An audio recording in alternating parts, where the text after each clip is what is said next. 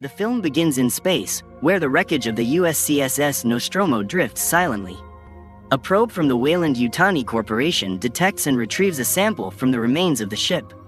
A team of researchers then recovers the remains of the xenomorph and takes them back for further study. Meanwhile, on the Jackson Star mining colony, Rain Carradine, an orphan, works alongside her synthetic companion, a malfunctioning android named Andy, whom she refers to as her brother.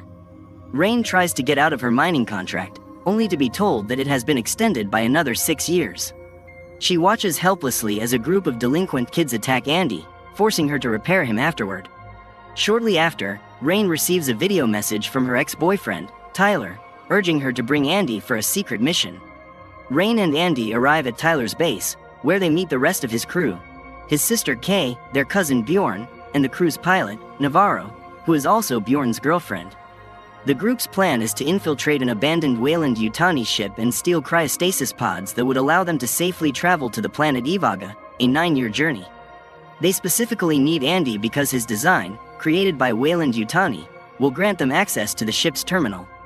Rain is reluctant to join the mission, fearing the potential consequences and worrying about Andy being used for something dangerous. However, Tyler persuades her to go along with them. The 6 of them board a mining craft called the Corbelan and fly over Jackson Star, getting as close as possible to the sun before reaching their destination, the derelict station, which is split into 2 sections, Romulus and Remus. Tyler, Andy, and Bjorn head off to locate the cryostasis pods, while Rain stays behind to take care of Kay, who is suffering from nausea. Rain quickly realizes that Kay is pregnant but agrees to keep it a secret, as Kay doesn't want Tyler to know. During their search for the pods, Bjorn exhibits hostility towards Andy. Navarro later explains to Rain that Bjorn's anger stems from the death of his mother, who perished in a mining collapse. A synthetic had chosen to sacrifice her and 2 others to save a dozen other miners, leaving Bjorn bitter toward all androids. When Tyler, Bjorn, and Andy reach the pods, they discover there are only 5 available, as Andy was never meant to accompany them to Ivaga due to the corporation's regulations against synthetics. Furthermore, they find that there is only enough fuel to last 3 years in cryostasis, far short of the time needed for their journey. As they continue searching, the group stumbles upon a lab where Andy prevents Bjorn from falling into a massive hole. They also discover the top half of another synthetic. As they proceed, they find themselves trapped in a room when the ship suddenly goes into lockdown. Meanwhile, a nearby wall full of frozen facehuggers begins to thaw. Rain and Navarro, leaving Kay to rest, set out to assist the others. Along the way, they encounter the damaged synthetic, which briefly comes back to life before Rain removes its module, planning to use it to replace Andy's faulty one. Tyler installs the new module, allowing Andy to reboot. Meanwhile, the thawed facehuggers start springing to life, one nearly attaching itself to Bjorn. Rain works to break the door open as Andy fully reboots and quickly steps in to stop a facehugger from latching onto Tyler. The group manages to escape the room, but the facehuggers crawl after them with alarming speed. The crew successfully seals the door behind them, but not before Navarro is attacked. One of the creatures latches onto her face. As the crew works to remove the facehugger from Navarro, Andy reboots, becoming more focused and loyal to Weyland-Yutani. To help Navarro, the crew revives the dead synthetic, Rook, who informs them that they are essentially doomed, as they are about to encounter a xenomorph. Rook reveals the corpse of the xenomorph that attacked the Nostromo and was ejected by Ripley.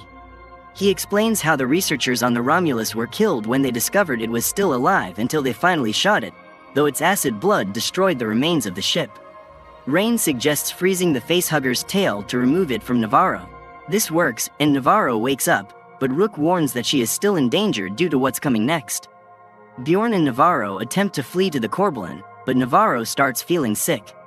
She uses an X-ray flashlight, which reveals that a chestburster is growing inside her, something Kay witnesses too. Navarro collapses, foaming at the mouth, before the chestburster violently emerges, killing her in front of a horrified Kay. During Navarro's death throes, she kicks a lever, causing the Corbelan to crash into the Romulus's hangar bay, sending the ship hurtling toward the Jackson Star asteroid belt with less than an hour before impact. Meanwhile, Rain and Tyler head to the hangar as Rook talks to Andy about their mission as Wei-Yu synthetics. Andy eventually rejoins them, and they attempt to increase the station's temperature to make themselves harder to detect by the Xenomorphs. Upon entering the hangar, they discover the bodies of the Romulus crew. While this happens, Kay and Bjorn try to find an escape route. They encounter the xenomorph that emerged from Navarro. Bjorn attempts to electrocute it with a cattle prod, but its acid blood starts leaking onto him, burning him alive. He dies slowly as the acid eats through his chest. Kay contacts Tyler while the xenomorph pursues her. She manages to reach the others outside the hangar, but Andy realizes that the xenomorph is trying to trick them into opening the door, intending to kill them all. He refuses to help Kay. In the argument that follows, Rain accidentally reveals that Kay is pregnant, alerting Tyler. The xenomorph seizes Kay and drags her away. Enraged, Rain slaps Andy, but her anger quickly turns to regret. Andy, now focused on his mission for Wei Yu, leads Rain and Tyler into the lab, where they discover a human-alien DNA mixture that Rook calls the Prometheus strain. They watch a video showing a rat that was healed by the mixture, which had initially improved its health. Andy gives Rain and Tyler M41 pulse rifles to defend themselves against the xenomorphs, but they fail to notice the rest of the video, which reveals something monstrous growing from the rat. The test ends with the rat dead, transformed into a horrifying rat-xenomorph hybrid. As the three make their way through a corridor, they find Kay trapped in a xenomorph cocoon, unconscious but still alive. Tyler almost injects her with the DNA sample in a desperate attempt to heal her, but Rain stops him. Together, they help Kay to her feet, trying to get her back to the ship. Suddenly, the xenomorph attacks, impaling Tyler with its tail and killing him by driving its second mouth through his face. Rain helps Kay reach safety, encouraging her to get to the ship while she goes back for Andy.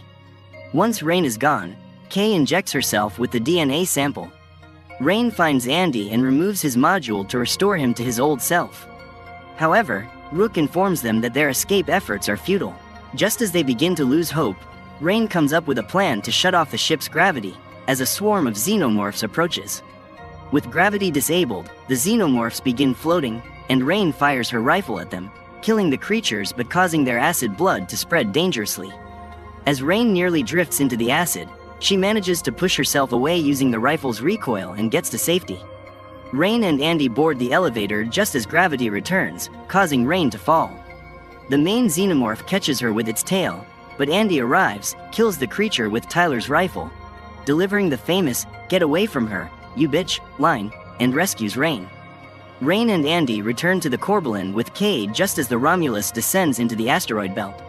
Rook makes one last attempt to convince Andy to follow Wei Yu's objective of returning with the sample, but Andy ignores him, and Rook is destroyed along with the rest of the station. Rain places Kay in a cryopod as they head toward Ivaga. However, Kay's vitals weaken due to the DNA mixture affecting her pregnancy.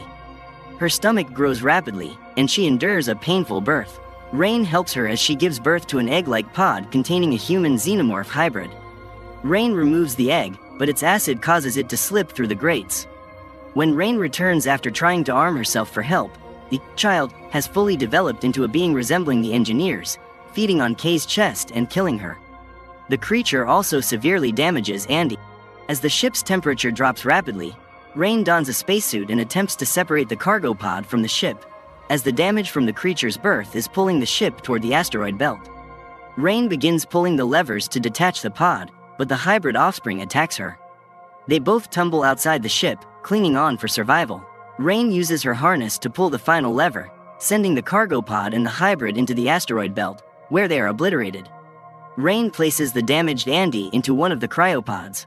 Before entering stasis herself, she records a final log, uncertain of what awaits them on Ivaga but optimistic that she can handle whatever lies ahead.